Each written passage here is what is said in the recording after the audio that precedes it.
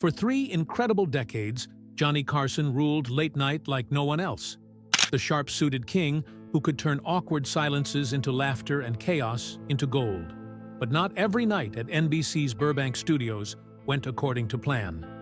Because in an era before PR teams and social media filters, some of Hollywood's brightest stars showed up to The Tonight Show, already halfway to happy hour.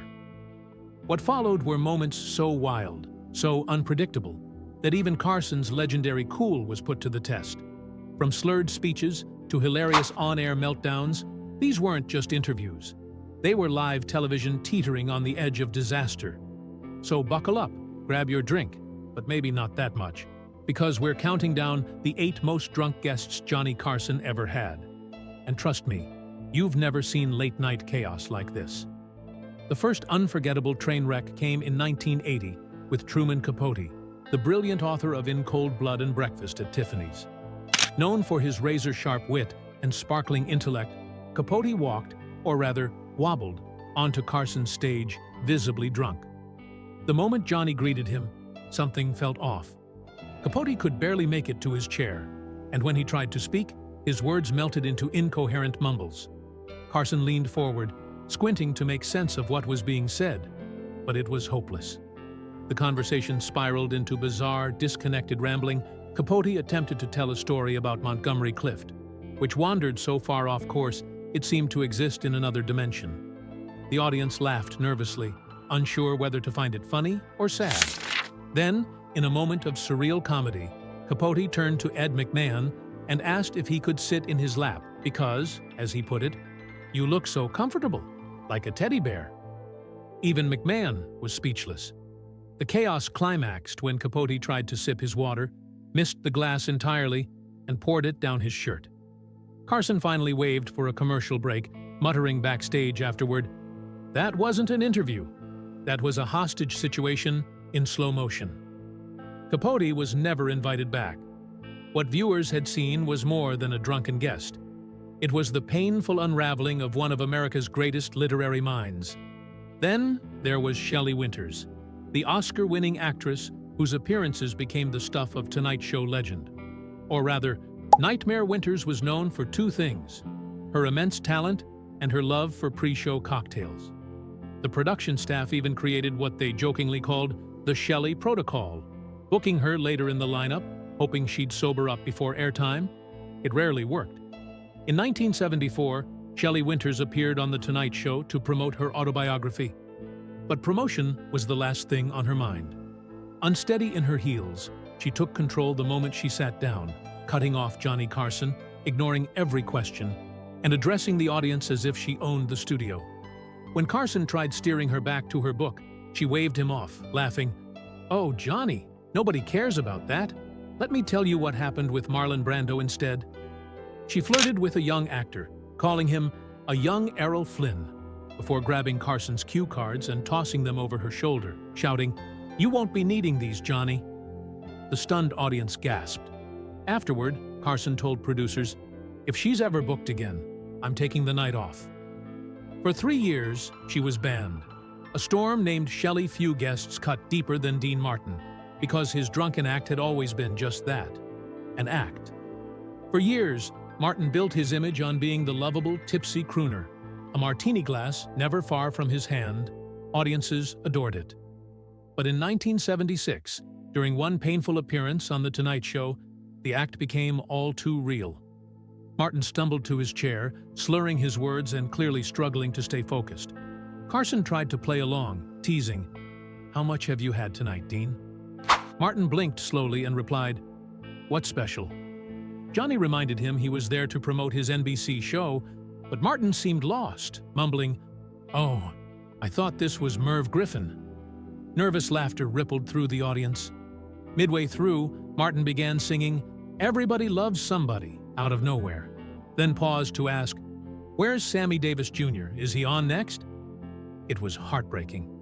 When the cameras cut, Carson turned to his producer and whispered, "That wasn't Dean Martin. That was someone lost." It was the night America realized the famous drunk act had become a real tragedy. In 1970, Raymond Burr, television's righteous Perry Mason, delivered one of the most surprising and uncomfortable moments ever seen on The Tonight Show, starring Johnny Carson. Fans who expected the composed, razor-sharp courtroom hero were stunned when Burr appeared visibly drunk. He arrived nearly 40 minutes late, his usually immaculate suit wrinkled, his face flushed, and his balance so unsteady he gripped every chair and desk he passed just to keep himself upright. Johnny Carson, ever the gentleman, welcomed him warmly and tossed him an easy question about his latest project. Instead, Burr drifted into a 10-minute tangent about orchids. Yes, orchids, passionately discussing flower breeding, rare species, and even a greenhouse in Fiji he claimed to have visited. The audience shifted, confused, unsure whether to laugh or look away. Sensing the interview slipping further off the rails, Carson gently steered the conversation back to Perry Mason. Burr paused, blinked slowly, and then delivered the line that froze the entire studio. "What did you say your name was again?" A heavy silence fell. Without missing a beat, Carson extended his hand and replied with perfect calm, "Johnny Carson. Pleasure to meet you, Mr. Burr." Laughter finally broke the tension, but the damage was done. The incident became legendary for Carson's grace under pressure, and equally infamous for Burr. That night, television's most dignified lawyer accidentally turned himself into its most bewildered and embarrassing defendant, Orson Welles. Brilliant, yet indulgent, was unforgettable on The Tonight Show. By 1975, the Citizen Kane creator often arrived after several bottles of wine. One night, he strode on stage flushed and breathless, skipped the greeting, and launched into a 14-minute lecture on Shakespeare. His voice boomed with authority, but the rambling and slurred brilliance revealed another truth. When he forgot a line from King Lear, he simply invented new Shakespearean dialogue, delivered so convincingly that only scholars noticed. Johnny Carson finally cut in, "We need to take a break." Zsa Gabor brought her own chaos in 1973, arriving glamorous but vodka-soaked. She flirted wildly, kissed Johnny on the mouth, boasted about her diamonds, and nearly collapsed, leading to what staff jokingly called the Zsa Protocol.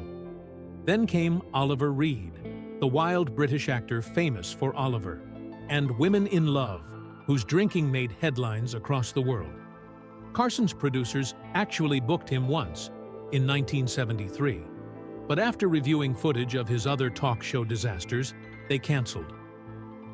On BBC's Parkinson, Reed had called the host boring and performed spontaneous gymnastics. On The Russell Hardy Show, he poured whiskey into a plant and demanded something stronger. In Australia, he nearly undressed on camera after being asked about his drinking. Carson, usually confident he could handle anyone, said flatly, "Not this one." Reed responded by publicly mocking Carson, saying, "American television is too timid. He's afraid of a real man." But the booking stayed canceled. Oliver Reed became the only star banned before ever setting foot on The Tonight Show, a man simply too wild for even Johnny Carson's stage. And finally, there was Peter O'Toole, the legendary star of Lawrence of Arabia, and perhaps the most charming drunk ever to grace The Tonight Show. In 1978, he arrived to promote Caligula after what he called a proper lunch, several glasses of scotch. At first, he was dazzlingly witty, then suddenly stood, grabbed Johnny Carson's pen, and declared, "Stand up, Johnny. I shall teach you the noble art of fencing." For 3 unforgettable minutes, O'Toole gave Carson a fencing lesson live on air, sending the audience into hysterics. When they sat back down, he forgot his movie entirely, launching instead into wild tales of 3-day drinking binges with Richard Harris, complete with a racehorse purchase. One writer later joked, "He was the most eloquent drunk in television history." Through all the madness, one thing never changed. Johnny Carson cool, calm, and effortlessly sharp, he turned chaos into comedy and disaster into pure television gold. Those unpredictable nights weren't just about drunk celebrities. They revealed the fragile human side of fame and the genius of a host who never lost his grip. Because The Tonight Show, starring Johnny Carson, wasn't just entertainment, it was history in motion. If you loved revisiting these wild moments, don't forget to like, share, and subscribe, because legends like Carson never fade.